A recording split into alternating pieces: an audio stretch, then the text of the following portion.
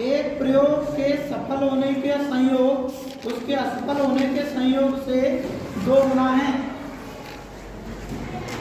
सफल होने का संयोग उसके असफल होने के संयोग से 2 गुना है, अर्थात इनका अनुपात 2:1 होगा। ठीक है, प्रायिकता याद कीजिए कि अगले 6 परीक्षणों में कम से कम 4 सफल होंगे। 6 परीक्षणों में कम से कम 4 सफल होने की बात, यानी P ≥ 4, यानी हमें क्या निकालना है, P4 + P5 और +P6 ये निकालना। ठीक है, सबसे पहले देखिए यहाँ तब सफल होने की प्रायिकता, सफल होने की प्रायिकता क्या हो जाएगी, 2/3। 2:1 की तो अनुपात है 2/2 + 1 2/3 हो जाएगी, जिसे हम T कहेंगे। तब असफल होने की प्रायिकता,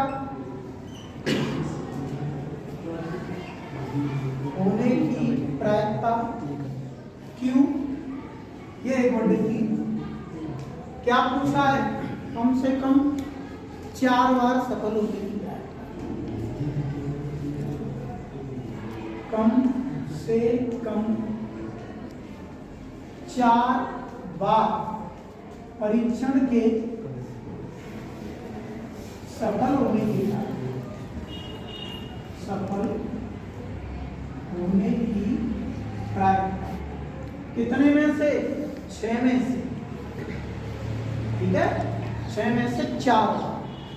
तो कैसे सॉल्व करेंगे, 6C4 P⁴ 2 6C5 P⁵ Q 6C6 P⁶ P⁵0। इसको हम 6C2 लिख सकते हैं P⁴ Q², इसको 6C1 लिख सकते हैं P⁵Q, ये 1 ही हो जाएगा P⁶। यहाँ से P⁴ कॉमन ले लो, इसे सॉल्व कर लो, 6 × 5/2 × 1 क्या बचा, Q², ये 6 हो गया, PQ बचा, यहाँ P² बचा। P कितना है, 2/3 P⁴ 50 Q² 1/3 का स्क्वायर 1/9 6 2/3 1/3 और 2/3 का स्क्वायर 4/9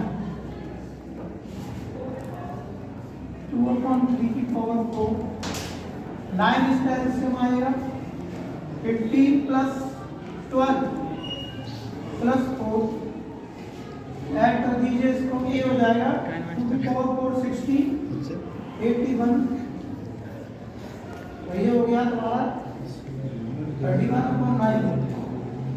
अब ये कैंसिल नहीं होगा, सीधा मल्टीप्लाई करना पड़ेगा। 16 × 16 16 की 48 और 49 और ये हो गया 9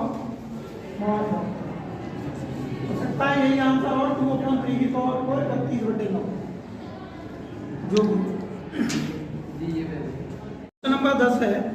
एक व्यक्ति एक न्याय सिक्कों को कितनी बार उछाले कि कम से कम एक चित्त की प्रायिकता 90% से अधिक, कितनी बार उछाले ये पूछा जा रहा है ना।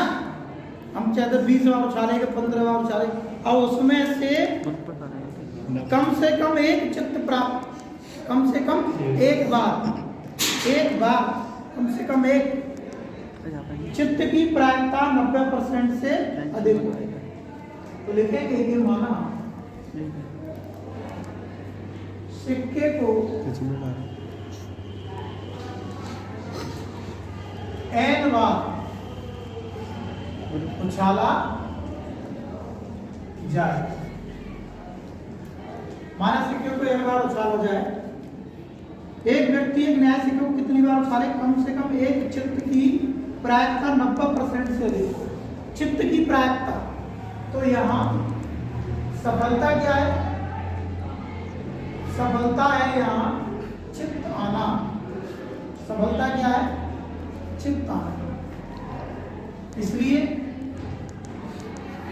P बराबर क्या होगा? 1/2। तो Q बराबर भी क्या होगा? 1/2। अब कम से कम एक चित्त आने की प्रायिकता,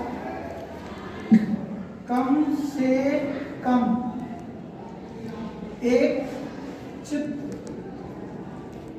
आने की प्रायिकता, आने की प्रायिकता यानी Px ग्रेटर देन इक्वल 1, कम से कम एक, मतलब एक और एक से अधिक। तो इसको निकालने के लिए 1 माइनस Px0 भाई x0 को तो घटाते हैं, तो 1 माइनस Px0 क्या होगा? nc0 p की पावर 0 q की पावर n माइनस 0। और ये कितने से अधिक है? ये 90% से अधिक है। कितने से अधिक है? इसकी एक चित्त आने की प्रायिकता 90% से अधिक है। एक चित्त आने की प्रायिकता 90% से अधिक है। तो 1 माइनस ये 1 q की पावर है इज ग्रेटर देन 90/100। इससे ये कट गया। अब देखो बस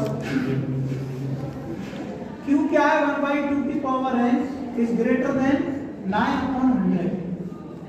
ठीक है, मैं इसको इधर ले जाऊं, इसको इधर ले जाऊं, तो 1 माइनस 9/10 इज ग्रेटर देन 1/2 की पावर n। ये क्या बचेगा भाई? ये बचेगा 1/10 इज ग्रेटर देन 1/2 की पावर n। बात सही है ना? क्रॉस मल्टीप्लाई कर दो, ये यहाँ, तो 2 की power n is greater than 10। यही बात तो भाई। n का क्या मान रखा जाए कि जिस पर इधर मान 10 से अधिक हो जाए। अगर मैं 1 रखता हूं तो छोटा है, 2 रखता हूं 4 तो छोटा है, 3 रखता हूं 8 तो छोटा है, 4 रखना पड़ेगा मुझे कम से कम भाई, कंडीशन है ना, कम से कम। तो यहां n बराबर क्या होगा? 4।